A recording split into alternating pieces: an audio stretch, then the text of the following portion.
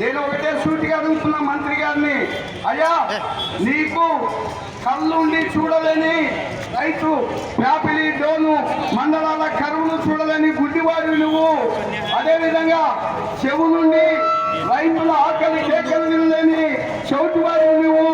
కాబట్టే ఈరోజు డోను ప్యాపిలి మండలాలను కరువు మండలాలుగా నువ్వు ప్రకటించలేకపోయినావు అనేది ఈ సందర్భంగా ఈ మంత్రి గారికి నేను తెలియజేస్తున్నాను. నువ్వు ఇప్పటికైనా ఈ రైతు కరువు కేకను నీకు వినపడకపోతే, ఈ రైతుల బాధలను నువ్వు చూడలేకపోతే నువ్వు తప్పనిసరిగా మూల్యం చెల్లించుకుంటావు. రేపు ఎన్నికల్లో డోన్ నియోజకవర్గం నుంచి నిన్ను తరిమి కొడతారు ఈ రైతులని ఈ సందర్భంగా నేను తెలియజేస్తున్నాను.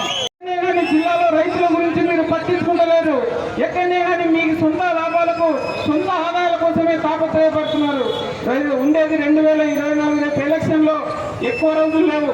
ప్రజలు, రైతులు, మహిళలు, స్టూడెంట్స్ అందరూ ఏకమై మీ అందరినీ 150 మందికి ఖచ్చితంగా రాజమండ్రి సెంట్రల్ జైలుకు పంపించేంత వరకు కూడా ప్రజలు నిద్రపోరని చెప్పి నేను ఈ ప్రభుత్వానికి హెచ్చరిస్తూ, మీరందరూ రైతులు ధైర్యంగా ఉండాలా.